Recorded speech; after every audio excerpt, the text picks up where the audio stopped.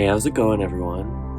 So today's video, I wanted to bring it back to a fun, original resin sculpture. So a little while ago, I went to Value Village and I found these awesome new sculptures. One of a very pure one looking cluster of cacti, if you will. And I thought it was really cute. So I decided to make a latex mold of it. And I tried to apply the style of Orgonite to this project. So I've made a few other videos on my channel about Orgonite, and it's basically a certain technique of wrapping crystal with copper wire and using inorganic and organic materials throughout a resin piece. Often pyramids, very popularly pyramids, and I still haven't tried to make my own pyramids yet.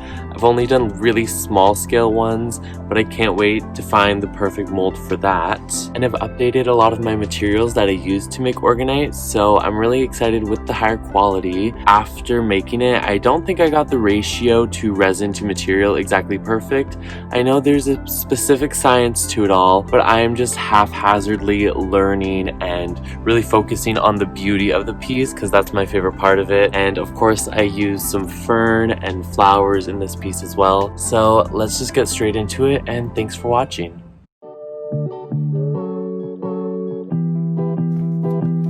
So I start off by covering the sculpture in Casting Craft Liquid Latex Mold Builder.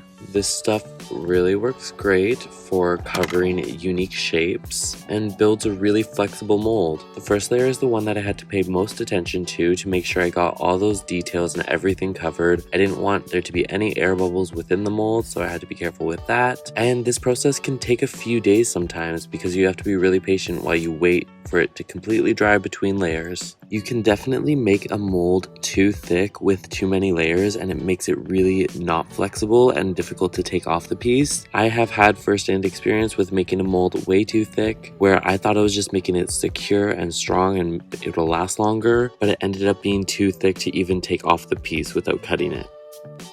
Okay, so what we're doing right now is probably the last layer of liquid latex. You can see there's a good thickness, and this layer right now is going to be the fourth layer on this.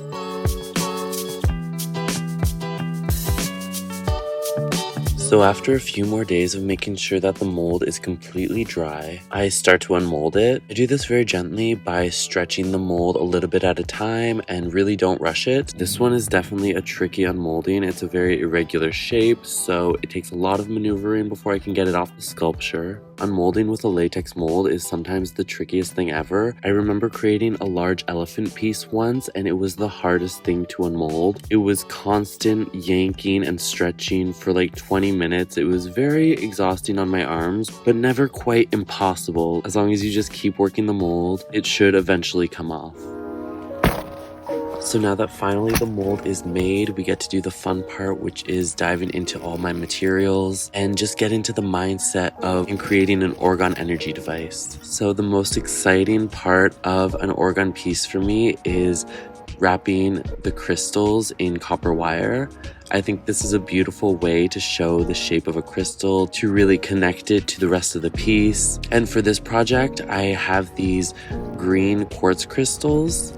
I believe they're dyed. I don't think they're naturally green just because of how green they look, but I thought it would be really good for this project because I'm doing a cactus. So I wanted to keep the top more green, maybe put some dried leaves and ferns along the cactus, and have these green wrapped quartz crystals right in the center at the top of the piece. I was really lucky to find out that one of these crystals was a twinning quartz crystal, which means two crystals are coming out of the same configuration, and it has 2 points. This is a little bit more rare, so I thought it was a little bit more special because a cactus is also like a twinning quartz crystal. It always has those like 2 spiky heads. Does this make sense to anyone else besides me? I don't know. Anyway, one important thing about creating Orgonite is that you must wrap the crystal in a clockwise direction with your dominant hand. It's all about being grounded in the moment and really letting a good mindset influence the creation process. I always do a little bit of research before I create a new Orgonite piece, just in case there's new information that I find to be useful, which there always is. There's an endless amount of information. I'm in a lot of Facebook groups that discuss it a lot, and I love that. It's so educational. But once this step is over, I wrap the wire a little bit around the popsicle stick so I can set it into the mold in the exact position that I want it, so the crystals can easily float right in the middle of the resin while I do the first layer.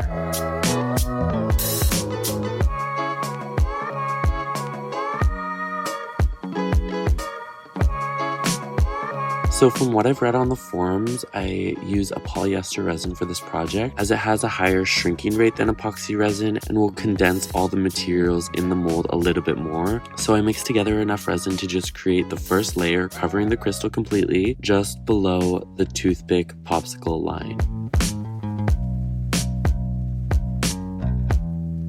I carefully try to put some fern into the mold as well, just under the crystal, kind of wrapping around the copper wire. I do love the look of the wire, so I kind of leave it a little bit empty with a lot of clarity, and I only put in a few different types of foliage, stuff that has a lot of texture and prickliness to match the theme of cactus.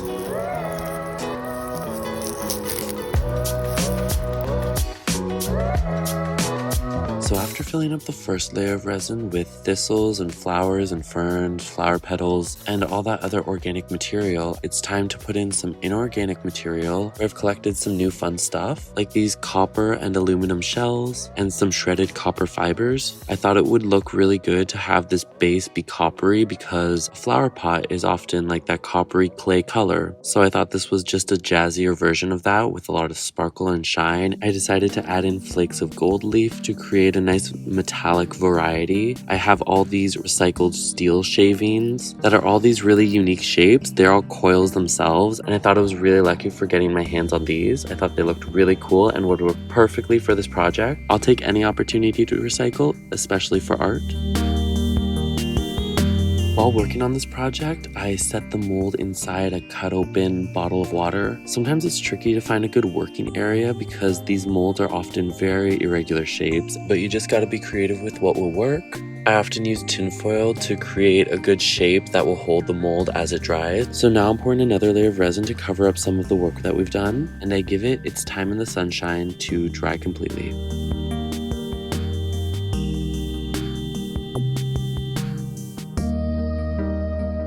After about 24 hours, I needed to take it out of the mold so it could dry fully. When using polyester resin in these latex molds, it always leaves a residue, so it's not fully cured, and I need to add a top coat before we can see how beautiful it really is on the inside. I really should be using gloves here. This was an awful sensation, awful and sticky and probably very unhealthy too. So be sure to have gloves on hand, pun intended, where I regretfully did not. But we finally get this thing out without damaging it, and we can inspect it a little bit. We can see how those colors turned out and how that contrast is, and I think it looks great so far. So down to the last couple steps, I just need to sand down the piece with my Dremel, just making sure I get the shape that I want and making sure to sand down all those sharp edges.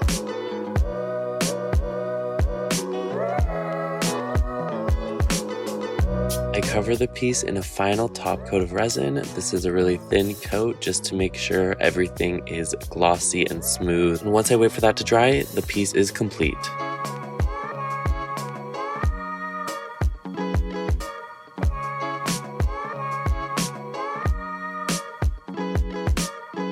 Here are some clips I took of it, taking in some sunshine. I love the look of this when it's in the sun. I think it reflects light beautifully. The crystals inside are so vibrant and green, and I love the bumps and the organic mottled form of the cactus itself. Resin just bends the light so beautifully within it. It kind of creates an underwater look where everything's just suspended in time.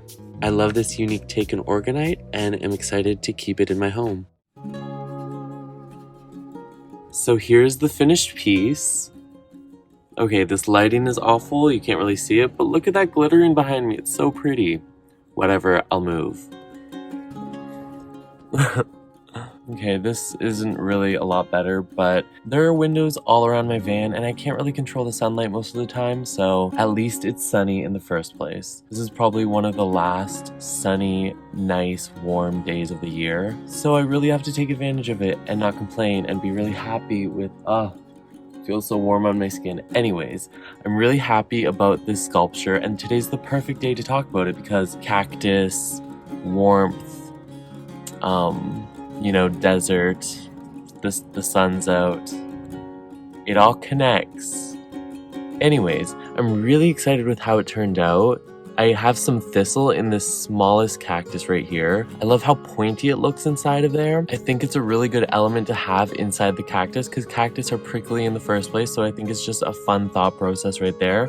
But then you can definitely tell they're thistles, so they're really pretty. And then, of course, I have these green quartz crystals that are very large and they take up most of the cactus, which I love that. I should have added another quartz in this side one, I think. I think it kind of looks empty. And then I have the largest green quartz crystal up here, coiled with that copper wire trailing all the way down into the base, with all the metals and materials and fern coming along the sides too. And then I have some steel fibers in there as well. And I have small gemstone minerals that I also sprinkled in there. I can't remember if I used sea glass this time, but I don't see any in there. Definitely gonna keep this somewhere in my van. I'll have to find the perfect spot for it. But anyways, thanks for watching and I'll see you guys on the next one.